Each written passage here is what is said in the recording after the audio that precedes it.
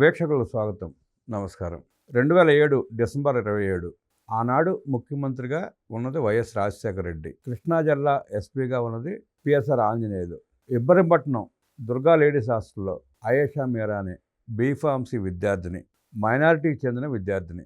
ఆ అమ్మాయిని దారుణంగా మానభంగం చేసి హత్య చేశారు. ఆనాడు జరిగిన ఆ ఘటన, దారుణమైన ఘటనని నిన్న సిబిఐ విజయవాడ కోర్టు కొట్టివేసింది.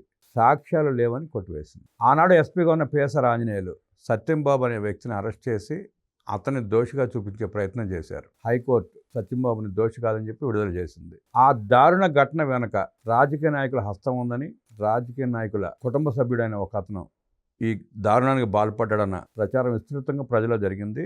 అయేషా మీరా తల్లి శంషాదా బేగం కూడా అనేక మార్లు ఆ విషయాన్ని ప్రస్తావించింది. ఆమె సత్యంబాబుకు సంబంధం లేదు, ఒక రాజకీయ కుటుంబానికి చెందిన వ్యక్తి ఈ దారుణానికి ఒడిగట్టాడని చెప్పి కూడా ఆమె తీవ్ర ఆరోపణలు చేసింది. కానీ పోలీసుల దగ్గర సాక్ష్యాలు లేవు. పోలీసులు సాక్ష్యాలు ప్రవేశపెట్టలేకపోయారు. సిబిఐ కూడా సాక్ష్యాలు సేకరించలేకపోయింది, ప్రవేశపెట్టలేకపోయింది. 19 సంవత్సరాల తర్వాత సాక్ష్యాలు లేవన్న కారణంతో కేసు కొట్టివేయడంతో ఆ కుటుంబం శంషాదా బేగం, ఇక్బాల్ బాషా కన్నీరు మున్నీరు అవుతున్నారు. వారితో పాటు ప్రజలు కూడా కంట తడి పెట్టుకున్న పరిస్థితి. అంటే నాడు వైఎస్ రాజశేఖర రెడ్డి పాలన ఎంత దారుణంగా ఘోరంగా ఉండేదో ఈ ఘటనే ఒక ఉదాహరణ. సాక్ష్యాలు లేకుండా చేశారంటే ఆ అధికారుల మీద ఎంత ఒత్తిడి వచ్చి ఉంటుందో, ఎంత క్రియాశీలకంగా ఆనాడు వ్యవహరించిన రాజకీయ నాయకులు ఉన్నారో స్పష్టంగా తెలుస్తూ ఉంది. ఈ దారుణ ఘటన మీద, అయేషా మీరా హత్య మీద విశ్లేషించడానికి మనతో పాటు ఉన్నారు సీనియర్ జర్నలిస్ట్ దుర్గా కుమార్ గారు. వారిని అడిగి మరిన్ని విశేషాలు తెలుసుకుందాం. సార్ నమస్తే. నమస్కారం బ్రహ్మగారు, మన వీక్షకులు. 2007 డిసెంబర్ 27 అయేషా మీరా అనే మైనారిటీ బాలిక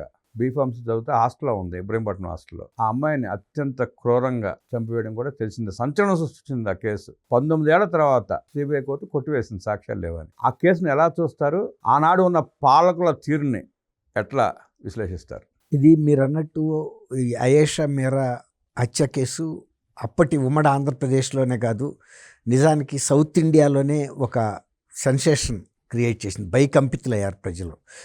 అది ఎక్కడో జరిగితే పర్వాలేదు, కానీ హాస్టల్లోనే జరిగింది. ఇబ్రహీంపట్నం అనేది విజయవాడ హైదరాబాద్ నేషనల్ హైవే మీద ఉండే ఒక పట్టణం, చిన్న పట్టణం అది. తర్వాత అక్కడంతా కూడా అది గర్ల్స్ హాస్టల్.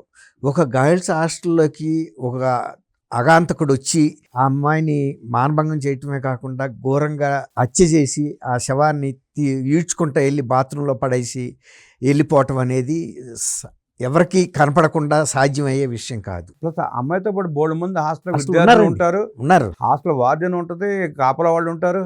అవును, అదే హాస్టల్ బిల్డింగ్లో ఎవరో వచ్చి అగాంతకుడు చేసి అంత పెద్ద నేరాన్ని వెళ్ళిపోయే పరిస్థితి ఉండదు. ఎంత స్మూత్గా జరిగిందంటే మాకు ఎవరికి తెలియలేదు, మాకు వినపడలేదు, తెలియదు అని చెప్పారు అందరూ కూడా. ఆ కేసుకి వెనకాల ఒక ఆనాటి ఉప ముఖ్యమంత్రిగా ఉన్న వ్యక్తి కుటుంబ సభ్యుడే ఉన్నాడు, ఒక యువకుడు అనేది ఆ రోజునే బయటకు వచ్చింది. ఆ జిల్లాకే చెందిన ఉప ముఖ్యమంత్రి, సీనియర్ కాంగ్రెస్ నాయకుడు, చాలా సీనియర్ కాంగ్రెస్ నాయకుడు. అది మీరన్నట్టు రెగ్యులర్ పోలీసే దాన్ని ఇన్వెస్టిగేట్ చేసి పట్టుకోగలిగినటువంటి సామర్థ్యం ఉంటుంది. అప్పుడు అక్కడ ఉన్నటువంటి రాజకీయ ఒత్తిడి అనండి, మీరు ఏదన్నానండి, ఒక అమాయకుడు, ఒక అభాగ్యుడి మీద ఈ కేసును మోపు చేశారు. నందిగామ ప్రాంతానికి చెందిన సత్యంబాబు అనే ఒక ఆల్మోస్ట్ ఒక అర్భకుడు వికలాంగుడు, అతని మీద ఈ కేసును మోపు చేశారు. ఎవరో ఒకడు కావాలి కదా ఒక నిందితుడిగా చూపించడానికి. అంటే ఇప్పుడు ఆ రాజకీయ నాయకుడు మనోడిని కాపాడటానికి ఒక అమాయకుడిని బలి చేశారు, పెట్టేశారు. ఒక మైనారిటీ అమ్మాయిని చంపేస్తే ఒక దళితుడు యువకుడిని బాధితుని చేశారు, బలి చేశారు. ఆనాడు ఉంది రాజశేఖర రెడ్డి సీఎంగా. అయితే ఈ కేసు గురించి ఈ 19 సంవత్సరాల్లో ఈ అయేషా మీరా తండ్రి ఇక్బాల్ బాషా, శంషాదా బేగం తల్లి, ఆమె కూడా ఎడ్యుకేటెడ్, ఆమె కూడా లెక్చరర్. కానీ మా సాధారణ కుటుంబీకులు వీళ్ళకి ఒక్కటే కూతురు ఈఎంఐ ఫస్ట్ ఇయర్ దాంట్లో చేర్చారు, బీఫార్మసీలో అక్కడ హాస్టల్లో పెట్టారు. ఆ కేసు గురించి వాళ్ళు ఎన్నిసార్లు హైకోర్టు మెట్లెక్కారు, ఎన్ని న్యాయస్థానాలు తలుపులు తట్టారు, ఏమి కూడా ఉపయోగం లేకపోయింది.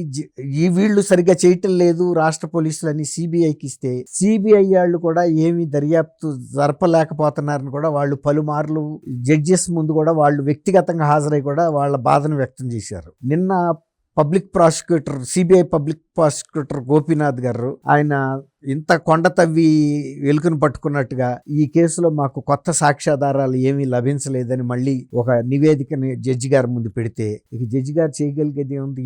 19 ఏళ్ల తర్వాత మళ్ళీ సిబిఐ లాంటి దేశంలోనే అత్యుత్తమ దర్యాప్తు అత్యధిక స్థాయి కలిగిన దర్యాప్తు సంస్థ వచ్చి మాకు క్లూ దొరకలేదని చెప్తే ఎవరిని శిక్షించగలుగుతారు? ఇక కొట్టేస్తే నిన్న వాళ్ళ వేదన ఇంత అంత కాదు. 3 రోజుల ముందు కూడా ఈ దంపతులు ఇద్దరు కూడా జడ్జి గారిని కలిసి, అయ్యా మాకు ఏమీ న్యాయం జరగలేదు, అసలు నిందితుడే దొరకకుండా కేసు ముగిసిపోవటం ఏంటి, మళ్ళీ సిబిఐకి అప్పచెప్పినా కూడా సిబిఐ వాళ్ళు కూడా ఏమీ చెప్పలేదు, ఆ సిబిఐ నివేదిక కూడా మాకు ఇవ్వమని అడిగితే కూడా వాళ్ళకి నివేదిక కూడా ఇవ్వలేదు. తర్వాత ఇంకోటి ఏం అడిగారంటే వాళ్ళు ఈ అమ్మాయికి చెందిన అవశేషాలని మళ్ళీ రీపోస్ట్ మార్టం కోసం కొన్ని పార్ట్స్ ని ఉంచారు, వాటిని పని మాకు స్వాధీనం చేయండి, మళ్ళీ మేము ఏదైనా దర్యాప్తు సంస్థలకు అడుగుతామంటే ఇస్తామని చెప్పిన రోజు మళ్ళీ సాయంత్రం లేదు ఈ కేసుని మేము ముగిచ్చేస్తున్నామని చెప్పి కూడా ముగిచ్చేశారు. అంటే అసలు ఒకే రోజు 2 ఆర్డర్స్. దీని ప్రకారం ఏదైనా ఒకే కేసు మీద ఒకే రోజు 2 పరస్పర విరుద్ధమైనటువంటి ఇవ్వటం అనేది న్యాయ శాస్త్రాలకి విరుద్ధం. అంటే సిబిఐ కానీ పోలీసులు కానీ ఆధారాలు చూపించలేకపోయారు, ప్రవేశపెట్టలేకపోయారు, కేసు కొట్టేసింది కోర్టు. అదే ప్రవేశపెట్టలేకపోవటం అనేది అక్కడ వైఫల్యం. అసలు ఇట్లాంటి ఇంత క్లియర్ కేసు అంటే ఒక మహిళల హాస్టల్లో అనేక మంది పిల్లలతో పాటు ఉన్న అమ్మాయిని, తర్వాత హాస్టల్స్ ఏం పెద్ద పెలేషియస్ బిల్డింగ్స్ కాదు, ప్రైవేట్ బిల్డింగ్స్, ఇళ్ల కోసం కట్టిన వాటిని కన్వర్ట్ చేసి హాస్టల్గా వాడుకున్నారు. ఇది కాబట్టి ఎక్కడో పెద్ద హాస్టల్, పెద్ద పెద్ద రూమ్స్, ఒకరికొకరికి సంబంధం లేదు ఆ భవనాలు అన్నది కాదు. అది చాలా సింపుల్గా ఒక 250 గజాల్లో కట్టిన ఇంట్లో నడుపుతున్న హాస్టల్. ఏ కూస్తి మోత వచ్చినా కూడా పక్క రూమ్లో వాళ్ళకి వినపడుతుంది, బిల్డింగ్ అంతా కూడా వినపడుతుంది, వార్డెన్ ఉంటుంది. కానీ ఎంత జరిగినా కూడా ఇంత దారుణం ఎవ్వరికీ తెలియలేదు, మేము పట్టుకోలేకపోయాము అంటే ఇక పోలీస్ వ్యవస్థ కానీ సిబిఐ కానీ ఇంతకన్నా అవమానమైన పరిస్థితి ఏముంటుందండి? అంటే అటువంటిప్పుడు ఆ హాస్టల్ వార్డెన్ మీద, అక్కడ ఉన్న వాచ్మెన్ మీద కేసు పెట్టాలి కదా, పెట్టాలి, వాళ్ళని శిక్షించాలి కదా ఖచ్చితంగా. ఎవడు దొరకపోతే వాళ్ళనైనా బాధ్యులు చేయాల్సిందే. ఎందుకంటే పోలీస్ ఆఫీసర్ కూడా బాధ్యుడే కదా దానికి. ఆ ఎస్ఐల మీద కూడా వాళ్ళు ఎందుకు శ్రద్ధ పట్టలేకపోయారు, ఎందుకు పట్టుకోలేకపోయారు అనేది కూడా చూడాలి. తర్వాత ఎక్కడో నందిగాంలో అతన్ని ఒక అభాగ్యుడిని పట్టుకొచ్చి పెడితే కూడా అది వాళ్ళ కుటుంబం ఎంత అవస్థలు పడిందంటే ఆ కేసు నుంచి బయటపడటానికి. పెట్టడం వీళ్ళకి చాలా చిన్న విషయం. ఎలుకకి, పిల్లికి చెలగాటం, ఎలుక్కి ప్రాణ సంకటం అని వాళ్ళ ఆ వ్యక్తిని బయటేయటానికి వాళ్ళ కుటుంబం చాలా పేద కుటుంబం, నిరుపేద కుటుంబం, ఏం లేదు, రెక్కాడితే కానీ డొక్కాడని పరిస్థితి. అందులో వాళ్ళ తల్లి కూడా, ఆమె కూడా ఒక బలహీనమైనటువంటి మహిళ, తండ్రి కూడా లేడు. ఆ సత్యబాబును కూడా దారుణంగా హింసించి బలవంతంగా ఒప్పించారు. ఆయన బాగా చిత్రహింసలకు కూడా గురి చేశారు. అప్పటికే వాడు చాలా బలహీనమైన వ్యక్తి. ఇంకా పైగా ఒకసారి అయితే సూర్యాపేట దగ్గర ఎక్కడో మేము కోర్టుకు తీసుకెళ్తా ఉండగా జీపులోంచి దూకి పారిపోయాడని కూడా వాడి మీద ఇంకొక కేసు పెట్టారు. అతనికి జీపులోంచి దూకే అంత ఫిజికల్ శక్తి లేదు, నడిచే పరిస్థితి లేదు. ఈ కేసు విషయంలో నిజంగా వైఫల్యం అంటే అసలు పేద వాళ్ళకి న్యాయం జరగదు అని చెప్పడానికి ఒక ఉదాహరణగా మొన్న ప్రత్యుష కేసు ఎలాంటిదో దానికన్నా కూడా దారుణమైన కేసు. రెండు ఈక్వల్లేండి. అది 24 ఏళ్ల తర్వాత అదే తీర్పు వచ్చింది, వీళ్ళకి 19 ఏళ్ళకి కూడా అదే తీర్పు వచ్చింది. కానీ వీళ్ళ తల్లిదండ్రులు కూడా చేసిన పోరాటం కానీ, ప్రజలు కూడా వీళ్ళ పట్ల చూపించిన సానుభూతి కానీ చాలా. ఇంకా మీకు మనం గమనిస్తే ప్రత్యుష కేసులో మిగతా వాళ్ళు ఎవరో తప్పించుకున్నా గానీ ఒకడనే దొరికాడు, కనీసం పడింది. అసలు ఇక్కడ ఎవరనే చెప్పలేకపోయారు. అసలు ఎప్పుడు కూడా ఇంత పెద్ద కేసుల్లో అసలు ఎవరు మా క్లూ దొరకలేదు అన్న సందర్భం ఉండదండి. సహజంగా ఎక్కడో ఒక సాట దొరుకుతుంది. రెండోది ఇంత పబ్లిక్ ప్లేస్ లో ఇంతమంది ఉన్న సాట, అది చెప్పే కదా అడవి ప్రాంతం కాదు, ఇబ్రాహీంపట్నం క్లోజ్ టు విజయవాడ, తర్వాత అది కూడా ఒక టౌన్, హైవే పక్కన బిల్డింగ్ లో తోటి విద్యార్థులు ఉన్న ప్రాంతం, అందరు ఉన్నారు. అసలు అది జరిగింది క్లూ దొరకలేదు అంటే దారుణం సార్. అంతకంటే పచ్చి అబద్ధం కూడా ఉండదు. అది అందరికీ తెలుసు. కానీ మరి సిబిఐ టేకప్ చేసిన తర్వాత కూడా సిబిఐ కూడా పట్టుకోలేకపోయిందంటే ఆ రోజు నుండి పోలీస్ అఫీషియల్స్ అసెప్ట్ చేసినా సరే వాళ్ళని పిలిపించి, ఇప్పుడు చెప్పండి మీరు గతంలో మీ ఇన్వెస్టిగేషన్ లో ఎక్కడి వరకు మీ క్లూస్ దొరికినాయి, ఆ క్లూస్ కి సంబంధించి ఇవ్వండి అని గట్టిగా అడిగితే కూడా ఇవ్వగలిగేవాళ్ళు. అవును, ఓవర్లుగా అయినా చెప్పగలిగేవాళ్ళు ఇది పరిస్థితి అని. కానీ ఏమీ దొరకనివ్వకుండా సిబిఐని కూడా ఒక అశక్తులను చేయటం, లేదా సిబిఐ కూడా ఒత్తిడికి లొంగిందా అని కూడా అనిపిస్తుంది. అట్లా ఇప్పుడు ఎందుకు అనిపిస్తుందంటే ఇప్పుడు జగన్మోహన్ రెడ్డి గారి మీద ఉన్న కేసులు కూడా ఇట్లాంటి పరిస్థితుల్లోనే ఉన్నాయి. అది కూడా సిబిఐ. వివేకానంద గారి కేసు, లేటెస్ట్గా మళ్ళీ ప్రత్యూష కేసు, ఈ 4 కూడా ఒకే పరిస్థితిలో ఉన్నాయి. మళ్ళీ సిబిఐ మెయిన్ ఇన్వెస్టిగేటర్ ఇక్కడ. జగన్మోహన్ రెడ్డి 11 సిబిఐ కేసులు, అవును, అవి ఏది బయటికి రావట్లేదు. ఏది తేలట్లా. వివేకానంద రెడ్డి గారి కేసు కూడా సెన్సేషనే కదండి. మరి అది కూడా జరిగి 7 ఏళ్ళు అవుతుంది. మరి 7 ఏళ్ల తర్వాత కూడా ఇంకా ముందుకు వెళ్ళట్లేదు. ఇప్పుడు డాక్టర్ సునీతారెడ్డి గారు కూడా ఇప్పుడు ఈ అమ్మాయి శంషాదా బేగం ఎంత పోరాటం చేసిందో ఆమె స్థాయిలో ఆమె కూడా పోరాటం చేసింది. వీళ్ళ స్థాయిలో వీళ్ళేం తక్కువ చేయాల. ఇంకోటి ఏంటంటే ఇప్పుడు ఇచ్చిన జడ్జిమెంట్ లో కావాలంటే మీరు ప్రైవేట్ కేసు ఫైల్ చేసుకోమని ఒక ఆప్షన్ ఇచ్చింది ఇప్పుడు కోర్టు, సిబిఐ కోర్టు. కానీ ఇప్పటికే ఆర్థికంగాను శారీరకంగాను మానసికంగాను అలసిపోయిన ఈ దంపతులు వాళ్ళు చెప్పారు నమస్కారం పెట్టి, అయ్యా మీరు ఇచ్చిన ఇక అవకాశాన్ని మేము ఉపయోగించుకునే పరిస్థితుల్లో శక్తి మాకు లేదు, మేము మానసికంగా అలిసిపోయాము, ఆర్థికంగా అన్ని విధాల మేము అలసిపోయాము, ఇక మాకు న్యాయం జరుగుతుందన్న ఆశ ఎక్కడా లేదు. సిబిఐ తీసుకున్నప్పుడన్నా ఆశ ఉంది. సిబిఐ ఇవాళ ఈ పరిస్థితికి తీసుకొచ్చింది. అవశేషాలు ఇవ్వమన్నప్పుడు కూడా అవి కూడా మాకు అందించలేకపోయారు.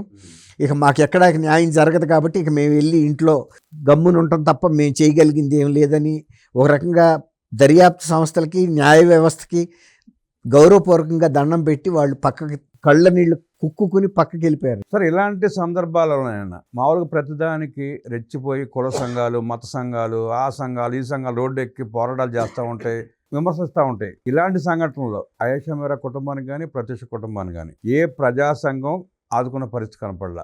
ఏ కుల సంఘం కానీ మత సంఘం కానీ మాట్లాడిన పరిస్థితి లేదు, ఆదుకున్న పరిస్థితి లేదు. రాజకీయంగా వాళ్ళకి లబ్ధి ఉందంటే అప్పుడు వాడతారండి కార్డు, అంతే తప్ప నిజంగా బాధితుల్ని ఆదుకుంటాము మా వర్గం మా కులం ఇవన్నీ వేస్ట్ మాటలండి. ఎవరైనా రాజకీయ లబ్ధి ఉందంటే ఒక హీరోయిన్ బట్టల మీద వివాదం వస్తే రోడ్డెక్కే ఈ మహిళా సంఘాలు కానీ ఏ సంఘం అయినా కానీ ఆయేషా మీరాకి ఎందుకు అండగా నిలబడలేదంటారు? ప్రత్యూషకి ఎందుకు అండగా నిలబడలేదంటారు? దానికి నేను కూడా కామెంట్ చేయలేను. ఎందుకంటే మహిళా సంఘాలైనా ఇంకొకళ్ళైనా వాళ్ళ శక్తి మేరకి లేకపోతే వాళ్ళ పరిమితుల మేరకే చేయగలుగుతారు తప్ప మొండివాడు రాజు కన్నా గొప్పాడు అంటారు చూసారా. ఇక ప్రభుత్వాలు వ్యవస్థలు ఇంత చెవిటితనంగా ఉంటే, గుడ్డితనంగా ఉంటే మహిళా సంఘాలు మాత్రం ఎవరు ఏం చేయగలుగుతారండి? మహిళా సంఘాలు ప్రశ్నించక, మీలాంటి సీనియర్ జర్నలిస్టులు ప్రశ్నించక, ప్రజా ఉద్యమాలు జరగక, ఎవరు రోడ్డు మీద రాకపోతే అడగకపోతే వ్యవస్థలు ఇలాగే చేసుకుంటూ పోతూ ఉంటే నరరూప రాక్షసులు బయలుదేరి మొత్తం వ్యవస్థలని లేకపోతే ప్రజలు నాశనం చేస్తారుగా. జరుగుతుంది అదే. ఇప్పుడు న్యాయమూర్తులకి తెలియదండి. ఇప్పుడు ఇవాళ ఆయేషా 19 ఏళ్ల తర్వాత కనీసం ఒక్క సాక్ష్యాధారం చూపించలేదని అంటే ఏ కోర్టుకైనా, ఇది సుప్రీంకోర్టు దాకా కూడా ఈ అంశాలు కూడా వెళ్ళి సిబిఐకి మరి మీరు ఎందుకు దర్యాప్తు చేయలేకపోతున్నారు? ఇంకోటండి, ఇక్కడ మన దేశంలో ఉన్న అత్యున్నత స్థాయి దర్యాప్తు సంస్థ కనుక విఫలమైతే విదేశాల నుంచి దర్యాప్తు సంస్థలను తెప్పించుకునే అవకాశం మనకు ఉందా అండి? లేదు. అట్లాంటిది పెట్టాలి. ఇప్పుడు ఇన్నిసార్లు దేశంలో ఉన్న అత్యున్నత దర్యాప్తు సంస్థ ఫెయిల్ అవుతున్నప్పుడు అవసరం అయితే స్కాట్లాండ్ పోలీస్ లాంటి ఇంకా ప్రొఫెషనల్ సంస్థలను కూడా తెచ్చుకునే ప్రొవిజన్ మనం పెట్టుకోవాలి. ఇక ఎందుకంటే సార్, ఇక్కడ ఏమవుతుంది ప్రాబ్లం ఏంటంటే ఆయేషా మీరా తల్లిదండ్రులు ఆర్థికంగా చితికిపోయి ఉన్నారు. ఢిల్లీ సుప్రీంకోర్టుకి వెళ్ళటానికే డబ్బులు పోగు చేసిన పరిస్థితిలో ఉన్నప్పుడు ఇంకా వేరే న్యాయస్థానాలకు వేరే న్యాయాన్ని కోరే హక్కు పరిస్థితి లేదండి. నిన్న కూడా సిబిఐ ఏముంది, అనంతబాబు కేసులో మీరు పోలీసులు కుమ్మక్కయ్యారు, మీరు దీంట్లో శ్రద్ధ పట్టి చేయటం లేదు, ఒకవేళ కనుక మీకు అంత శక్తియుక్తులు మీకు అంత తెలివితేటలు లేకపోతే మీకు అంత మంత్రాంగం లేకపోతే చెప్పండి, మేము సిబిఐకి ఇస్తామంది. సిబిఐకి ఇచ్చిన కేసుల్లో మాత్రం వచ్చిన ఫలితాలు ఏ కదండి. సిబిఐ ఏమన్నా భిన్నంగా చేయగలుగుతుంది. అందుకని నేనేమంటా అంటే ఒకవేళ కనుక దేశంలో అత్యున్నత స్థాయి సంస్థ కనుక విఫలమైనప్పుడు అవసరమైతే విదేశాల్లో ఉన్న కాంపిటేటివ్గా ఉండే ఏజెన్సీస్ కూడా అప్పచెప్పాలి. ఎందుకంటే మన దేశంలో దర్యాప్తు చేయలేకపోయిందని మూసేస్తే చాలా కేసులు ఇట్లాగే పోతున్నాయి, అన్ని కీలకమైన కేసులు.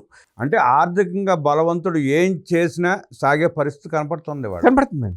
ఇప్పుడు చెప్పక తప్పదు. అంతేగాని మనం కనుక దాన్ని ఒప్పుకోకపోవటం అంటే మన ప్రజాస్వామ్యం గొప్పగా పరిడవిల్లుతుందని చెప్పుకోవటం అంటే, మన వ్యవస్థలన్నీ గొప్పగా పనిచేస్తున్నాయని చెప్పుకోవటం అంటే వంచన చేసుకోవటమే, మనం వంచుకోవటమే. ఎందుకంటే ఇప్పుడు ఈ శంషాబాద్ బేగం ఎవరు, ఇక్బల్ బాషా ఎవరు, ఆయేషా మీరా ఎవరు, వీళ్ళంతా మన బిడ్డలు కాదా, ఇక్కడ వాళ్ళు కాదా, మన సోదరి మనులు కాదా, మనతో పాటు ఉంటున్న వాళ్ళు కాదా, ఎవరు ఈ సునీతారెడ్డి, సునీతారెడ్డి ఒక డాక్టర్గా ఉండి తను వృత్తి చేసుకుంటుందా, లేకపోతే తండ్రిని హత్య చేసిన వాళ్ళ కోసం ఎన్ని న్యాయ వ్యవస్థల చుట్టూతా, ఎన్ని రాజ్యాంగ వ్యవస్థల చుట్టూతా తిరిగితే కూడా ఆమె చెబుతున్నది ఎందుకు న్యాయస్థానాలకి అర్థం కావటం లేదో తెలియటం లేదు. ఆవిడ కూడా తిరిగి అలసిపోతుందండి. రెండోదండి, అసలు ఇంకోటి, న్యాయస్థానాలు దర్యాప్తు సంస్థలకి డైరెక్షన్ ఇవ్వగలుగుతాయా? ప్రొఫెషనలిజం అనేది దర్యాప్తు సంస్థలకు ఉంటుంది. వాళ్ళు ప్రొఫెషనల్ గా చేశారా లేదా అని అవసరమైతే ఇంకొక సిబిఐ డైరెక్టర్, రిటైర్డ్ డైరెక్టర్కి ఆ ఇన్వెస్టిగేషన్ రిపోర్ట్ రిఫర్ చేయాలి. ఎక్కడ వీళ్ళు పూర్తిగా విఫలమయ్యారు, ఏ ఏ ప్రాంతాల్లో వీళ్ళు టచ్ చేయలేదు, దర్యాప్తులో వదిలేశారనేది పోలీసులతోనే చెప్పించాలి. అంతేగాని జడ్జెస్కి ఎట్లా తెలుస్తుందండి దర్యాప్తుల గురించి? అవును, దర్యాప్తు మీరు చేస్తే మేము చేస్తాం, మీరు చేస్తే మేము చేస్తాం అని అనేక సార్లు సిబిఐ న్యాయస్థానాలకు చెప్పింది. న్యాయమూర్తులకు ఎట్లా తెలుస్తుంది? న్యాయమూర్తులు వాళ్ళ ముందు పెట్టిన అంశాల్లో న్యాయం ఏదో అన్యాయం ఏదో చెప్పగలుగుతారు తప్ప, దర్యాప్తును కూడా వాళ్లే గనక గైడ్ చేస్తే ఈ దర్యాప్తు సంస్థ ఎందుకు? న్యాయస్థానాలే చేస్తాయి కదా. అక్కడ తేడా కొడుతుందండి. ఆ మాటే తప్పు. మీరు చేస్తే చేస్తాం, మీరు చేస్తే మీరు ఎందుకున్నారు? మీది బాధ్యత. అది చిన్న లూప్ హోల్స్ అడ్డం పెట్టుకుని సాగతీత తప్పించుకోవడానికి అవకాశం తప్పించే ప్రయత్నం జరుగుతుంది. అట్లాంటప్పుడు న్యాయస్థానాలు కూడా అసలు మీరు దర్యాప్తు సంస్థల చేసిన నివేదికని మేము ఇంకొక పోలీస్ అధికారికి రిఫర్ చేసి ఎక్కడెక్కడ లోపాలు జరిగినాయో తెలుసుకుని మీకు చెబుతాము, దాని మీద మేము చర్య తీసుకుంటాం అని చెప్పాలి. అది బేసిక్స్ అండి. కనీస ధర్మంగా చేయాల్సిన ఇన్వెస్టిగేషన్ కూడా అదేదో పెద్ద ఫేవర్ చేసినట్టుగా వాళ్ళు ఆపేస్తున్నారు. మేము ఇక్కడ చేస్తే చాలా, ఇక్కడ చేస్తే చాలా అని అంటున్నారు. వాళ్ళకి తెలీదా ఏ కేసునైనా ఎక్కడ మొదలు పెట్టాలి, ఎక్కడ దాకా పూర్తి చేయాలని? ఎప్పుడైనా అంతిమ లబ్ధిదారు వచ్చే వరకు దర్యాప్తు అవనట్టేనండి. అది ఒక బేసిక్ ఫండమెంటల్ ఎవరికైనా. సార్, అయేషా మీరా ఆ కేసులో ఆనాడు ఉప ముఖ్యమంత్రిగా ఉన్న కోనేరు రంగారావు మనడు కోనేరు సతీష్ పేరు ప్రజల్లో బాగా వినపడింది. అయేషా మీరా తల్లి కూడా పలుమార్లు ఆమె పేర్కొంది. ఆ దిశగా ఎక్కడ ఎంక్వైరీ జరగల. అంటే ఇంకా మనం ఇంతకన్నా లోతుగా వెళ్ళకూడదు కానండి. సపోజ్ అది క్రాస్ ఎగ్జామినేషన్ అయితే వాళ్ళు చేయాలి కదండి. బాడీ పోస్ట్ మార్టం చేశారు. ఆ అమ్మాయి బాడీలో ఉన్న ఫ్లూయిడ్స్ని వాళ్ళకి తెలుసు. ఫోరెన్సిక్ ల్యాబ్లో రీచెక్ చేయాలి కదండి. అసలు ఆ రీచెక్ జరిగిందా? ఏం జరగదు. వాళ్ళు ఒక నేమ్ చెప్పారు, మామూలుగా వేగ్గా కాదు, చెప్పినప్పుడు డిఎన్ఏ టెస్టులు జరగాలి కదా. అది ఒక్కటే జరగకపోవటం అనేది సిబిఐ కూడా వాళ్ళు ప్రశ్నించుకోవాలి కదా. వాళ్ళు ఇంతమంది, ఇన్ని కోట్ల మంది, ఆ రోజున 7 కోట్ల మంది తెలుగు ప్రజలు ఉన్నారు. ఒక వ్యక్తి పేరు చెప్పారు.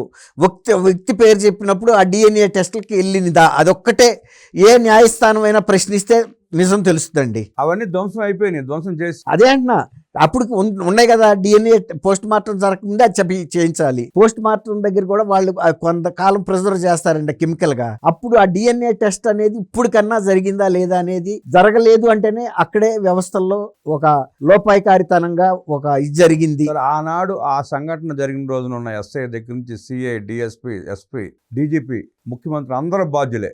ఖచ్చితంగా అందరం బాధ్యతలు చేయాలి. ఇప్పుడు నిన్న అనంతబాబు విషయంలో కూడా డీజీని, ఎస్పీ మీద తర్వాత వచ్చిన ప్రభుత్వాలు ఎందుకు చర్య తీసుకోలేదని సుప్రీంకోర్టు ప్రశ్నించింది కదండి. అది సేమ్ ఇక్కడ కూడా అప్లై అవుతుంది కదా. అప్లై అవుతుంది మరి. కాబట్టి ఇంత వ్యవస్థలో నిద్రాణంగా ఉంటే ఎవరో మహిళా సంఘాలు, జర్నలిస్టులు, లేకపోతే సామాజిక వేత్తలో చేయక్కర్లేదండి. న్యాయస్థానాలు కూడా ప్రశ్నించాలి. వాళ్ళు ఒక వ్యక్తి పేరు చెప్పినప్పుడు మీరు ఆయన్ని డిఎన్ఏ టెస్ట్కి పంపి ఆ 2 మాకు నివేదిక ఇవ్వమని అడగాల్సిన బాధ్యత న్యాయస్థానాలకు కూడా ఉంది. సార్, 2004 తర్వాత చూస్తే రాజశేఖర సీఎంగా ఉన్నప్పుడు అయేషా మీరా హత్య కేసు, రేపు హత్య దారుణంగా జరిగింది. అదే అందుకే తీవ్రంగా పరిగణించాలి. ఇది తర్వాత జగన్మోహన్ రెడ్డి వచ్చిన తర్వాత డ్రైవర్ సుబ్రహ్మణ్యం, కోడిగత్తి సీను, గోలకరాయ్ అతని పేరేదో ఉంది, ఇలా బోల్డ్ మంది వీళ్ళు తండ్రి కొడుకులు లెగిస్తే నా ఎస్సీ, నా ఎస్టీ, నా బీసీ, నా మైనార్టీ అని చెప్పి గొంతు చించుకుని అరుస్తారు. నాడు వైఎస్ రాజశేఖర రెడ్డి జరిగిన పాలన జరిగిన అయేషా మీరా హత్య కేసు కానీ, కోడిగత్తి సీను కానీ, డ్రైవర్ సుబ్రహ్మణ్యం కానీ వీళ్ళందరికీ అన్యాయం చేసింది, వెన్నుపోటు పొడిచింది, ఆ వర్గాలని నాశనం చేసింది కూడా ఆ అబ్బా కొడుకులే. రాజశేఖర రెడ్డి, జగన్మోహన్ రెడ్డి, అనుమానం లేదు దాంట్లో. మరి వీళ్ళని ఇంకా ఇప్పటికి నా ఎస్సీ, నా ఎస్టీ, నా బీసీ, నా మైనార్టీ అని గొంతు చించుకున్న జగన్మోహన్ రెడ్డి లాంటి దుర్మార్గమైన రాజకీయ నాయకుల్ని ఎందుకు ఈ ప్రజలు కట్టడి చేయడం లేదు? ఎందుకు వాళ్ళకి ఎదురు తిరగడం లేదు? అంటే ప్రజలు ఇప్పుడు కూడా బహిరంగంగా బయటకు వచ్చి ఏమి ఉద్యమాలు చేయలేరండి ఇలాంటి రాజకీయవేత్తలకి. ఎందుకంటే వాళ్ళు ఎంత పెద్ద పెద్ద కేసుల్ని కేంద్ర ప్రభుత్వ స్థాయిలోనే ఎదుర్కొని వాయిదాలకే వెళ్ళని వ్యక్తుల మీద ఒక సాధారణమైనటువంటి జనం తిరగబడగలుగుతారని మనం అనుకోలేము. కాకపోతే పోలింగ్ బూత్లో మొన్న బటన్ నొక్కటం ద్వారా వాళ్ళ నిరసన తెలియజేశారు అంతే తప్ప బహిరంగంగా వస్తే వీళ్ళని తట్టుకుని వాళ్ళు బ్రతకలేరండి. 5 ఏళ్లకు ఒకసారి వచ్చి పోలింగ్ బటన్ నొక్కుడు కార్యక్రమం గురించి ఆలోచిస్తూ ఉంటే ఈ మధ్యలో జరిగే దుర్మార్గాలన్నీ భరిస్తూ ఉంటే ప్రజలు కొన్ని వందల మంది, వేల మంది నాశనం అయిపోయే పరిస్థితి ఉంది. రాష్ట్రం పాడైపోయే పరిస్థితి ఉంది. ఇలాంటి రాజకీయ నాయకులను రీకాల్ చేసే అవకాశం కూడా ప్రజలే తీసుకోవాలి. అంటే మీరు అన్నది ప్రజలు నిలదీయాలి, ప్రజలు రోడ్డు ఎక్కాలి, ప్రజలే ప్రశ్నించాలి. అవును, అది ఇంత మన పెద్ద ప్రజాస్వామ్యంలో రీకాల్ సిస్టమ్ స్విట్జర్లాండ్లో లాగా ఉంటుందని మనం అనుకోలేమండి, కానీ పెట్టాల్సిన అవసరం అయితే ఉంది. రెండోది ఏంటంటే ఎప్పుడైనా సరే ప్రజలు, మనం మొదటి నుంచి ఓర్పు కలిగిన జాతి అండి ఇది. వంచనకి ఎవరు ఎంత మేధావులైనా అంటే గురవుతారు. ఈ ఓర్పు కోసం ఇంకెంతమంది ఆడపిల్లలను బలి చేస్తారు. జరుగుతాయి. ఇంతకు ముందు కూడా జరిగినాయి. ఇప్పుడు బ్రిటిష్ కాలం నుంచి అంతకన్నా ముందు మహమ్మదీయుల పరిపాలనలో కానీ ఆడవాళ్ళని చంపి మేక లాగా వేలాడదీసి మాంసాలు అమ్మిన చరిత్ర కూడా జరిగినాయి ఈ దేశంలో. అన్ని జరిగిన తర్వాత కూడా తట్టుకుని ఈ జాతి తన భవిష్యత్తుని కొనసాగిస్తానే ఉందా తప్ప గుండె పగిలిపోయి చచ్చిపోలేదు. అట్లాగే ఘోరమైన అన్యాయాలే, మరొక మాటకు అవకాశం లేదు. కానీ ప్రజలు ఎంత ఓర్పు వహిస్తారో అంత కఠినమైన తీర్పులు కూడా ఇవ్వగలుగుతారు, ఇస్తారు కూడా. ఇచ్చిన సందర్భాలు కూడా ఉన్నాయి. వాటి నుంచి మనం ఏమి ఇదవ్వక్కర్లేదు. కొంతమంది నియంత్రణలు కూడా వెంటబడి చంపి కోడి పిల్లలాగా ఇసి పడేసిన వ్యవస్థలు మనం చూసాం. భారతదేశంలో కూడా ఒకవేళ కనుక శృతి మించి కనుక అటువంటి పరిస్థితులు వచ్చిన రోజున వ్యవస్థల మీద కనుక ప్రజలకు నమ్మకం పోతే ఎదుర్కోవాల్సింది వాళ్ళే. ఎవరైతే ఇటువంటి అకృత్యాలకు పాల్పడతారో వాళ్ళే ఆ మూల్యం చెల్లించక తప్పదండి. కాబట్టి అప్పుడు రాక కొంత వేచి ఉండక తప్పదు. అయేషా మీరా కేసులో వ్యవస్థలు దారుణంగా విఫలమయ్యాయని, కొంతమందిని రక్షించడానికి నాటి పాలకుడు వైఎస్ రాజశేఖర రెడ్డి చేసిన నికృష్టపు క్రీడని నేడు జగన్మోహన్ రెడ్డి కూడా అదే పందాలో నడుస్తూ వ్యవస్థలను భ్రష్టు పట్టిస్తూ, ఆ వ్యవస్థలు కూడా తమ మీద మచ్చలు వేసుకుంటూ కూడా సామాన్యుడికి న్యాయం చేయలేక ఎందుకు అలా వ్యవహరిస్తున్నాయో అర్థం కాక ప్రజలు కూడా అల్లాడిపోతున్నారంటూ విశ్లేషించిన దుర్గాకుమార్ గారికి ధన్యవాదాలు తెలియజేస్తూ నమస్కారం.